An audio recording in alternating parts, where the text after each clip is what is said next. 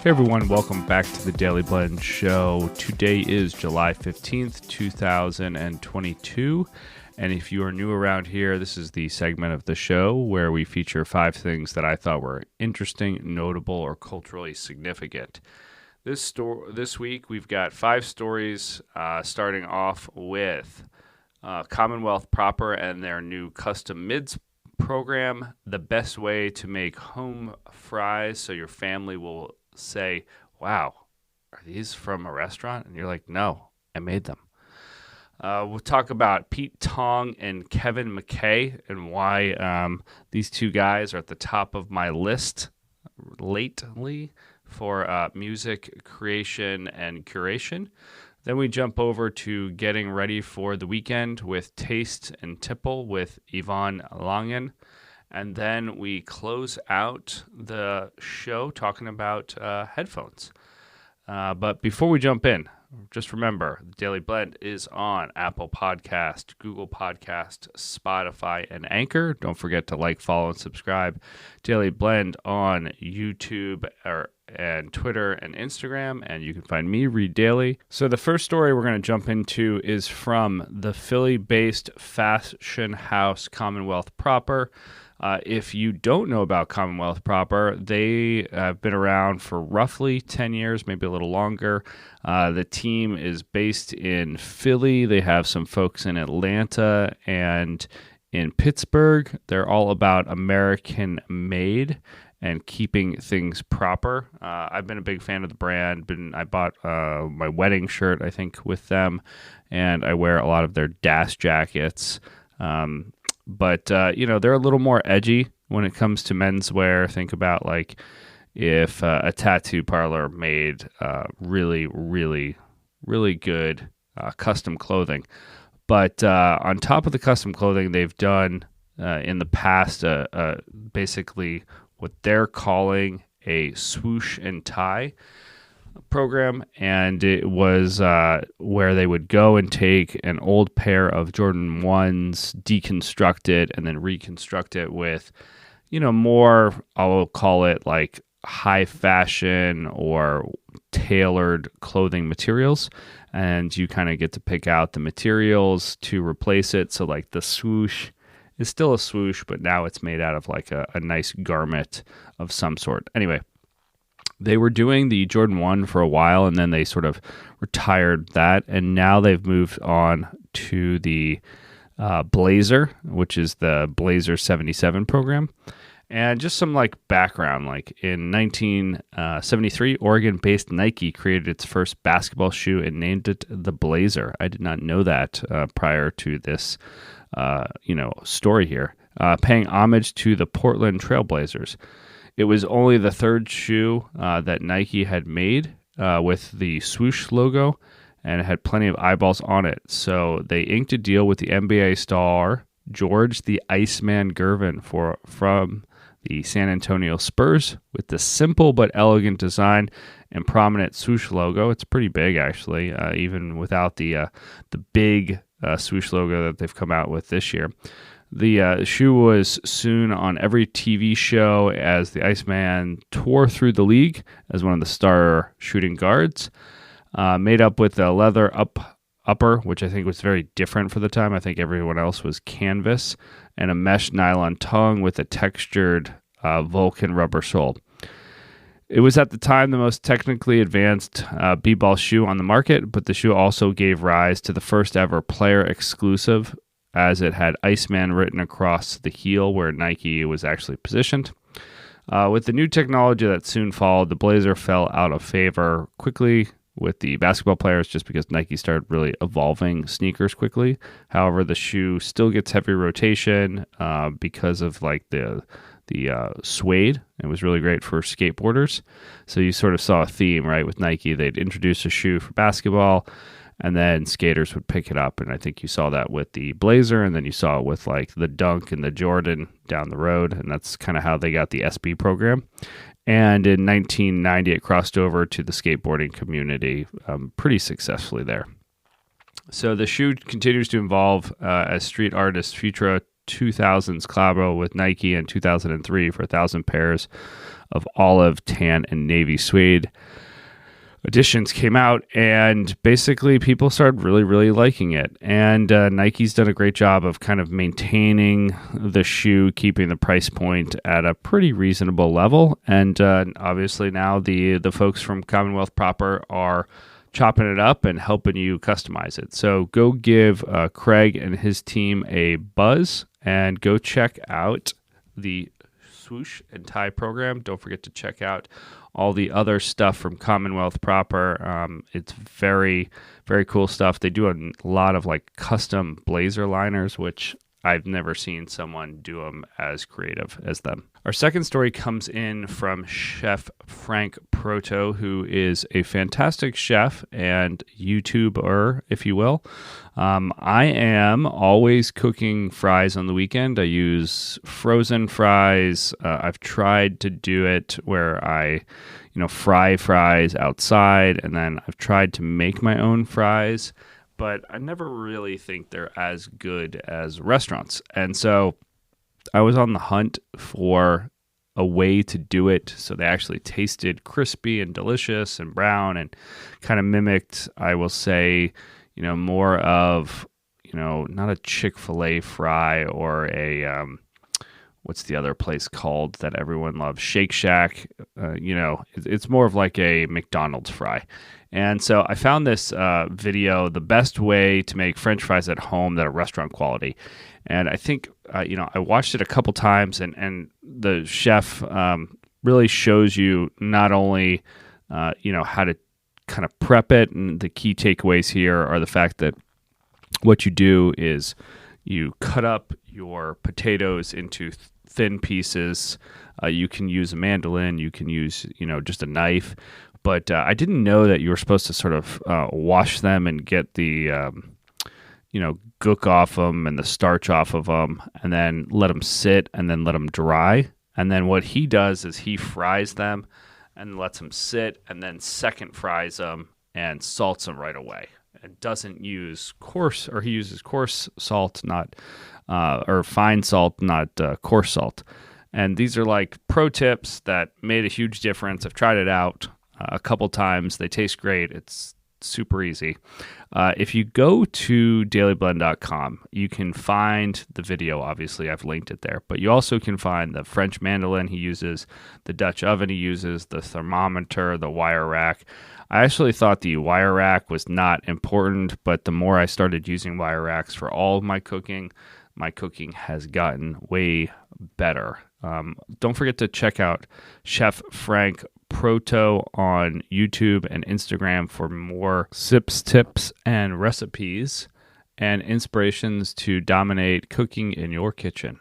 God, that sounded like I recorded that like 10 times, but I did not. All right, so next we're going to jump into Pete Tong and Kevin McKay. And you're probably wondering, like, what significant release is Pete or Kevin doing right now? And the answer is really nothing, but they're consistent, and that's why I keep on going back to them. So I discovered Pete probably like 20 years ago, just like everyone else in the kind of music industry or that was into electronic music when they came out with the movie All Gone, Pete Tong. It really highlighted Pete, but even before that, right, his BBC Radio 1 show and The Essential Mix are two of the most important electronic music shows in dance music.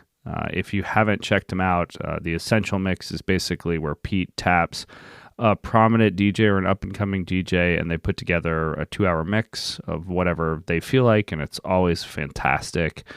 He ends up having voting, so you can get the like essential mix of the year, but I've discovered artists like Maya Jane Cole on there, Joris Forn. I discovered actually way back an LA-based DJ yelling and screaming, playing like punk electro, and that became Steve Aoki, but the list goes on and on. So oftentimes when I'm like going and trying to find a record, I will head over to Pete's website, and you can go and see all the past shows. So he's got the Radio 1 show, the Essential Mix, and the Evolution show, and he's got the tracks broken down by sort of the categories of the show. And I always find it's like interesting to go find the song you heard, and you're like, oh, that's the song. and you can also go and find the breakers that he's kind of putting out. Well, I've been looking for this Prince remix of Controversy, and it was funny because I had heard this song on a mix like years ago, and it was either like a Steve Aoki mix, or it was Clever's mix, or maybe an A-Track mix. I couldn't remember, and I did some digging because I heard it playing, or a version of the song playing, and I didn't even know who the artist was, and I felt like such a dope because I was not a child of the 80s, and it, I finally like figured out who it was, and it was Prince, and I was like, of course, like those were like blinder years for me. My parents listened to mostly country music and some rock.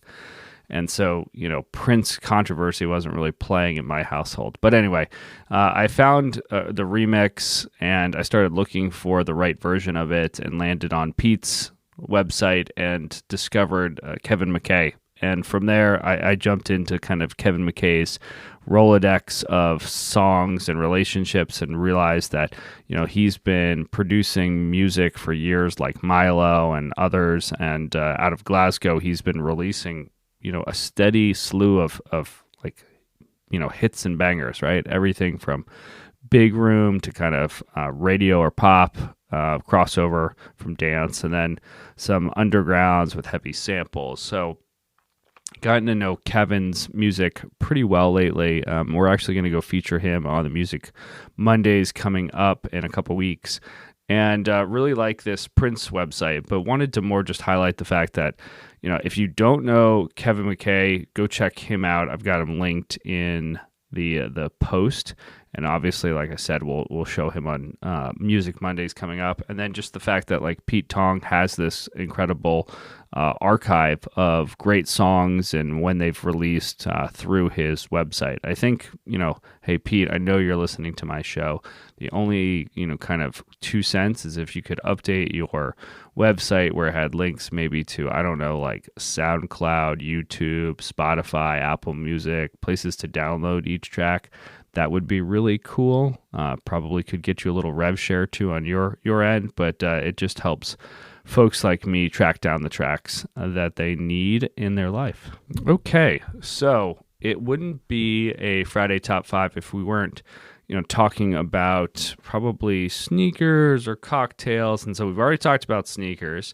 So now we're going into adult beverages with Yvonne Langen. And I hope, as always, when I say someone's name or pronounce someone's name who I struggle with a little bit, that I got it right or close.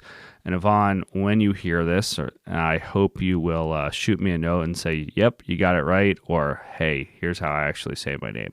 But enough about that. So let me give you a little background. YouTube is a fantastic place for folks like me. YouTube and Instagram are fantastic places to learn about new things that probably take like 1 to 5 minutes. And so cocktail making online is very, very easy. And I watch the Educated Barfly. I watch Steve the Bartender and a couple other sort of bartender, mixologist YouTube stars. And so I've come across Yvonne's content and thought she was doing it just slightly different. There's always like a theme of the day. And it's like a combination of like decor, outfits, and cocktails. And I thought that was kind of cool. And so I've been watching a few of her videos and checking out her Taste and Tipple website and blog. She's got an ebook out there which features 12 original, things that she's done in terms of cocktail creations, great pictures there, and kind of a little playbook. And what I liked about her videos that separates her from the pack is she almost has, a split screen of her making the cocktail and then the recipes, which I thought was really helpful, just as you're sort of watching it. A couple highlights for me are the hibiscus rum mimosa, the honeydew cucumber agave fresca margarita. That is a very long name, but a very tasty drink. And then rounding things out, of course, I had to try her Negroni, and she calls it the salty Negroni. On Dailey Blend, we've got her recipes, ebook, website, also social stuff linked. Go check her out. Don't forget to like and follow her on Twitter and Instagram. And happy cocktail making with her. So rounding out the show, we're going to go talk about some new Pioneer headphones, specifically the HDJ-CX. And you know me, I like speakers and headphones. And so when the good folks over at DJ Life Mag tapped me to review some of these headphones, I obviously said yes. I was thrilled with the opportunity to check them out. I've typically gone with sort of bigger over-ear headphones, and if you're not as into the headphones, you've got a couple different types of headphones. You've got over-the-ear, which are like big ones. You could think of like Beats headphones or big DJ headphones. You've got sort of a light over-the-ear, which is much more like a monitor, and this actually sort of falls into that from a design aesthetics and language. You've got in-ear headphones, which obviously Apple's made very popular, and other companies with the Bluetooth headphones. But these are Pioneer's first foray into a more minimal headphone for DJs and music producers. I wrote the article for DJ Life Mag and linked it. I'm not going to give away too much of it, but really nice headphones, very light, very compact. And, thankfully, now that the team is fully up and running over at DJ Life Mag, a lot of the folks had come from another magazine and really started this company, and I had relationships with that team. I'm hopefully going to be reviewing some additional products. I can't give away too many, secrets, if you will, but I've got a couple things staring at me right now from some really great, companies, and looking forward to sharing my opinions of that gear through the DJ Life Mag channel. Don't forget to like and follow DJ Life Mag on YouTube and Instagram, and then obviously go check out .com and the printed magazine. All right, so that rounded out the show. We know we're walking into kind of the first weekend after the holiday week off. I think a lot of people in the States had a full week off. I know I had a couple of extra days of vacation, so hopefully you had a decent first week back from a long holiday, and you're like me and you're ready for that Friday cocktail, that Friday pool or lake beach dip. Don't forget to like, follow, and subscribe Dailey Blend on YouTube, Twitter, Instagram, all the great podcast platforms, Spotify, Google Podcast, Apple Podcast. You can find me on Twitter and Instagram at ReedDailey. That's ReedDailey. And with all that said, enjoy your weekend. Catch you next week.